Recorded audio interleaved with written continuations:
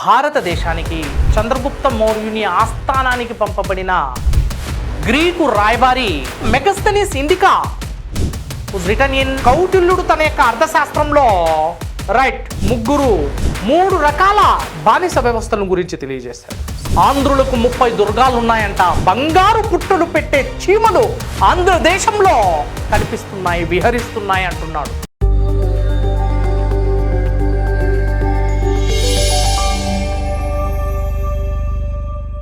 Sources to know about the Mauryan empire. మౌర్యుల చరిత్రకు ప్రధాన ఆధారాలు. See here, literary sources, and these literary sources, foreign text or foreign chronicles. Next, number 2, native text, indigenous or Indian text. Right, విదేశీ గ్రంథాలు, స్వదేశీ గ్రంథాలు, ఇవి రెండు కూడా కీలకమైనవి. రైట్, విదేశీ గ్రంథాలు మరియు స్వదేశీ గ్రంథాలు రెండు కీలకమైనవి. రైట్, అందులో లిటరీ సోర్సెస్ గురించి మనం చూద్దాం. సో ఈ లిటరీ సోర్సెస్లో first of all foreign literary work. What are the main sources to know about Mauryan empire? So Maurya సామ్రాజ్యానికి సంబంధించి ప్రధాన ఆధారాలు ఏంటి? ఈ ప్రధాన ఆధారాల గురించి మనం చర్చించుకోవాల్సిన అవసరం ఉంది. ఇందులో సాహిత్యాధారాలు, ఈ సాహిత్యాధారంలో విదేశీ ఆధారాలు మరియు స్వదేశీ ఆధారాలు. Let us see. విదేశీ ఆధారాల్లో ముఖ్యంగా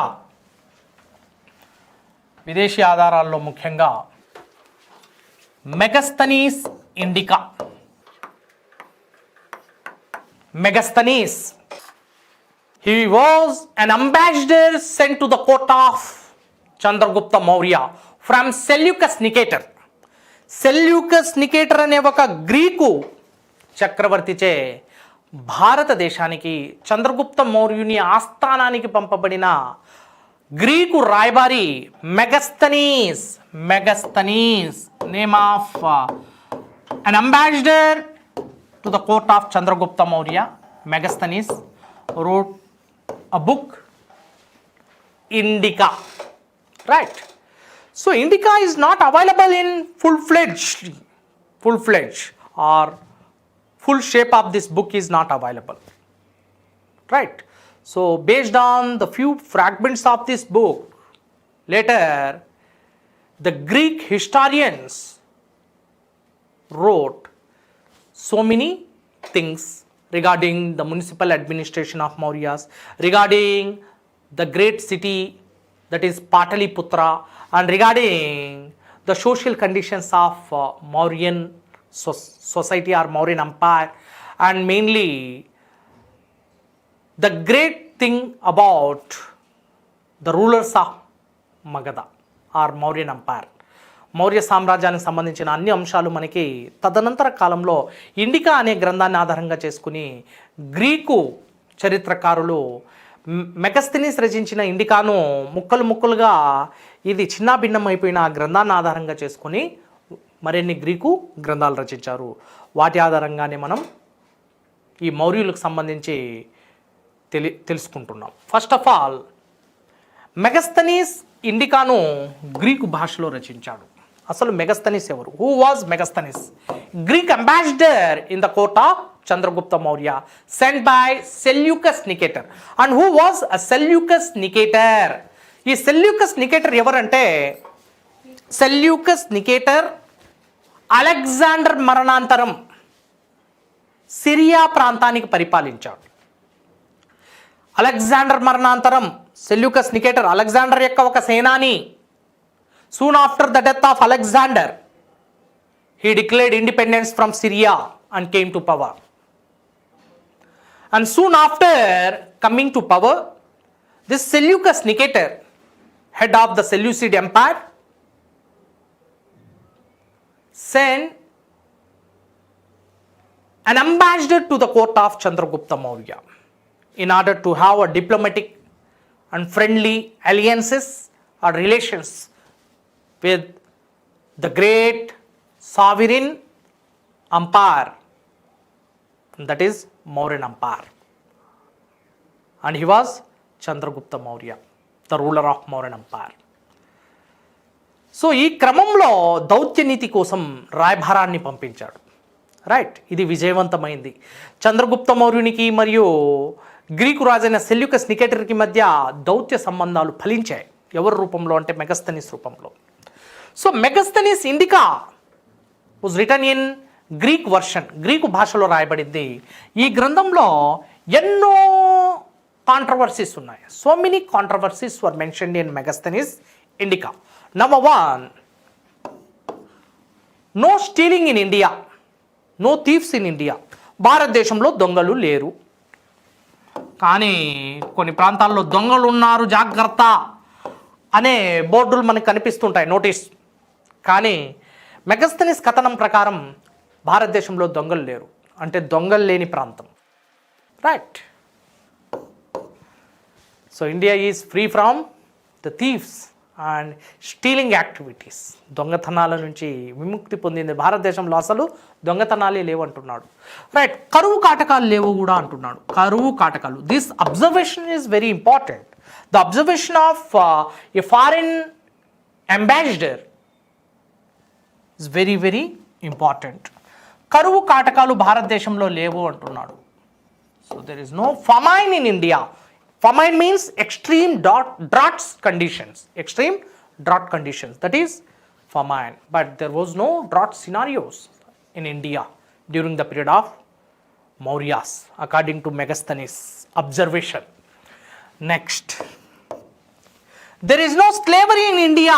బానిస వ్యవస్థ భారతదేశంలో లేదు అంటున్నాడు. There is no slavery in India. బానిస వ్యవస్థే లేదు. రైట్. బానిసలు అస్సలు లేరు, కనపడడం లేదు భారతదేశంలో అంటున్నాడు. Right. And there is no usury system in India. భారతదేశంలో వడ్డీ వ్యాపారము లేదు. వడ్డీ వ్యాపారం అసలు లేదు, భారతీయులకు వడ్డీ వ్యాపారం తెలియదు అంటున్నాడు. So these are the major controversies mentioned in Indica, a Greek source to know about Mauryan society, authored by Megasthenes. It is not available in full form, but based on the fragments and the small pieces of this Megasthenes Indica, later many Greek historians wrote the full form of this book. Final shape of this book was created by the Greek historians subsequently.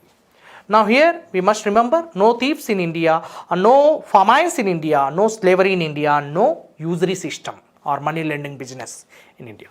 So these or the observations of Megasthenes. But the major controversy is India is a birthplace of thieves. Right. ఎక్కడైతే పుణ్యపురుషులు ఉంటారో అక్కడే దుండగులు కూడా ఉంటారు. ఎక్కడైతే పుణ్యపురుషులు జన్మిస్తారో అక్కడే పాపాత్ములు ఉంటారు. ఎక్కడైతే మంచి ఉంటుందో అక్కడే చెడు కూడా ఉంటుంది. చెడు లేనిదే మంచికి విలువ ఉంటుందా? పాపాత్ముడు లేనిదే పుణ్యాత్ముడికి విలువ ఉంటుందా? అదే మంచి చేసేవాడికి చెడు లేకపోతే మంచి చేసేవాడికి అసలు విలువ ఉంటుందా? No, no way, no chance. So భారతదేశంలో దొంగలు ఉన్నారు. ఎందుకంటే తదనంతరం వచ్చిన కథనాల్లో మనకు స్పష్టంగా కనిపిస్తుంది. ఎంతోమంది బౌద్ధ మత యాత్రికులు భారతదేశానికి వచ్చి తమ యొక్క పర్సనల్ బిలాంగింగ్స్, తమ యొక్క వస్తువుల్ని పోగొట్టుకుంటున్నారు. దీని అర్థం ఏంటంటే భారతదేశంలో అక్కడక్కడ దొంగలు కూడా ఉన్నారు అనేది కూడా చైనీయుల యొక్క కథనాల్లో మనకు కనిపిస్తుంది. So beware of not dogs, beware of thieves. దొంగలు ఉన్నారు, జాగ్రత్త. నెక్స్ట్, కరువు కాటకాలు. భారతదేశంలో కరువు కాటకాలే లేదంటున్నాడు. కానీ పరిశిష్ట పర్వన్ అనే గ్రంథం, జైన గ్రంథం, ఒక జైన కవి హేమచంద్రుడు రచించాడు. హేమచంద్ర, నాట్ ఎ సింగర్, అతడు గాయకుడు కాదు, ఒక గొప్ప జైన కవి, 12వ శతాబ్దానికి చెందినవాడు, రాజపుత్రుల కాలానికి చెందినవాడు. ఈ హేమచంద్రుడు ఒక గొప్ప గ్రంథాన్ని రచించాడు, పరిశిష్ట పర్వన్. ఆ గ్రంథం ప్రకారం చంద్రగుప్త మౌర్యుడు మగధను వదిలి 12,000 మంది జైన సన్యాసులతో కలిసి శ్రావణ బెలగల ప్రాంతానికి వచ్చిన వలస గురించి తెలియజేస్తున్నాడు. అంతేకాకుండా మగధ ప్రాంతంలో భయానకమైన కరువు కాటకాలు వచ్చినాయని కూడా మనకి ఈ గ్రంథం ద్వారా తెలుస్తుంది. ఆ కరువు కాటకాల నుండి మగధను సంరక్షించడానికి ఎంతో ప్రయత్నించాడు చంద్రగుప్త మౌర్యుడు. తదనంతరం తాను జైన మతాన్ని స్వీకరించి శ్రావణ బెలగల ప్రాంతానికి వచ్చి అక్కడ సల్లేఖనం అనే జైన వ్రతాన్ని ఆచరిస్తూ అన్నపానీయాల్ని వదిలి శరీరాన్ని కృషింపజేసి మరణిస్తున్నాడు. So this is through slow starvation, dying of slow starvation. So finally he died of slow starvation without having food and water. Okay, కరువు కాటకాలు భారతదేశంలో ఉన్నాయి కానీ లేదంటున్నాడు Megasthenes. Next, one more observation, no slavery in India, but India is the birth place of slavery. భారతదేశంలో బానిసలు ఉన్నారు, right. ఈ తురుష్కుల పాలనలో టర్కీ అనేది బానిసలకు ఏ విధంగా నిలయమో భారతదేశంలో కూడా బానిసలు ప్రాచీన భారతదేశ చరిత్రలో కనిపిస్తున్నారు, రైట్. ముఖ్యంగా కౌటిల్యుడు తన యొక్క అర్థశాస్త్రంలో, రైట్, మూడు రకాల బానిస వ్యవస్థల గురించి తెలియజేశాడు. So there were 3 types of slavery system.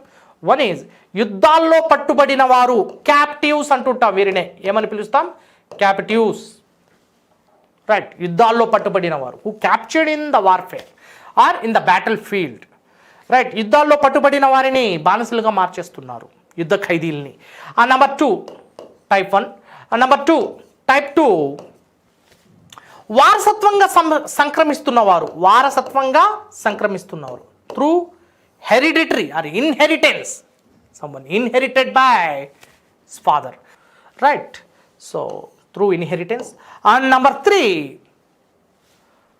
Through purchasing activities, క్రయ విక్రయాల ద్వారా పొందడం, రైట్. బానిసలు కొనుగోలు అమ్మకం అనేది జరుగుతోంది. బానిసల్ని ఎంతోమంది అమ్ముతున్నారు, ఎంతోమంది కొనుగోలు చేస్తున్నారు.